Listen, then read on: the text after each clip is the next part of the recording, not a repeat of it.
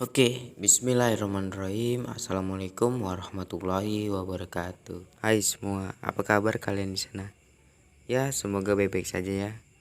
Jadi sebelum kita mulai video ini, saya akan memperkenalkan diri. Sebelumnya nama saya Andri Fareja, saya kelas 11 MIPA 3, berasal dari Sekolah SMA Negeri 1 Beringin. Udah cukup perkenalannya. Jadi di sini saya melanjut. Di sini saya ingin mempresentasikan hasil baca-baca saya, yaitu di bab 2 tentang bab 2 sejarah Indonesia tentang perang melawan kolonialisme dan imperialisme. Sebelum lebih jauh, ada baiknya jika kamu memahami dulu apa sih yang dimaksud dengan kolonialisme dan imperialisme. Hal apa saja yang melatari keduanya terjadi di Indonesia? Simak penjelasan berikut. Kolonialisme berasal dari kata kolonus yang memiliki arti menguasai. Kolonialisme memiliki arti upaya sebuah negara untuk mengembangkan kekuasaannya di luar wilayah kekuasaan negara tersebut. Kolonialisme memiliki tujuan mencapai dominasi kekuatan dalam bidang ekonomi, sumber daya alam, sumber daya manusia, dan politik. Wilayah koloni biasanya merupakan wilayah-wilayah yang memiliki kekayaan bahan mentah yang dibutuhkan oleh negara yang melakukan kolonialisme. Dalam kolonialisme, ada kepercayaan bahwa bangsa yang melakukan kolonialisasi jauh lebih superior dari bangsa yang koloni.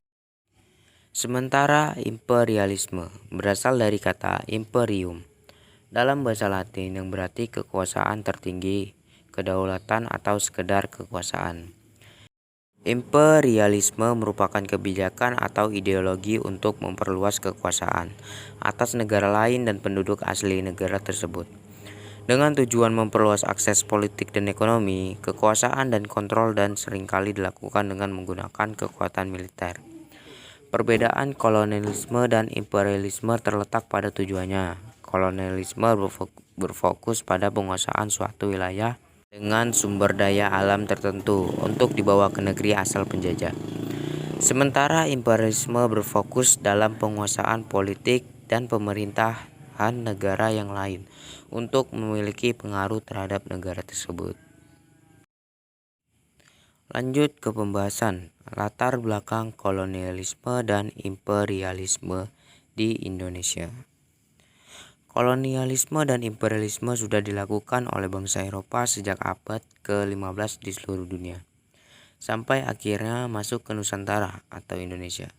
Pada saat itu, latar belakang bangsa Eropa masuk ke wilayah Nusantara disebabkan oleh beberapa hal, seperti jatuhnya Konstantinopel di kawasan Laut Tengah kekuasaan Turki Utsmani pada tahun 1453, merosotnya ekonomi dan perdagangan bangsa Eropa, serta terjadinya revolusi industri.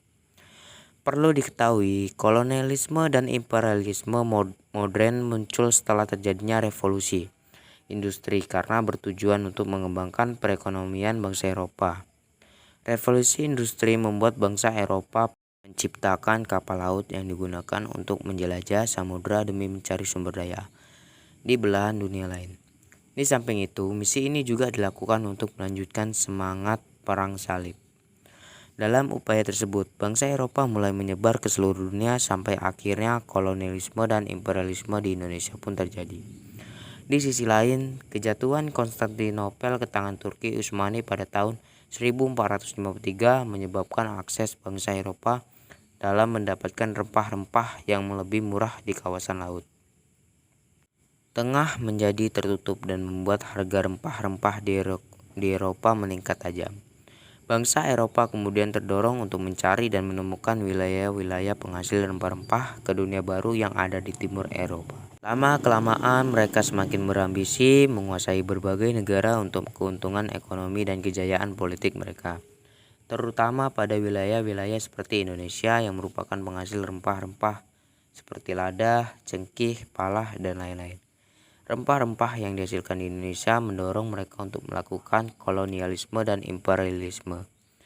Karena rempah-rempah pada masa itu menjadi komoditas yang sangat laris di Eropa, Bangsa Eropa kemudian menyebut Nusantara sebagai Hindia.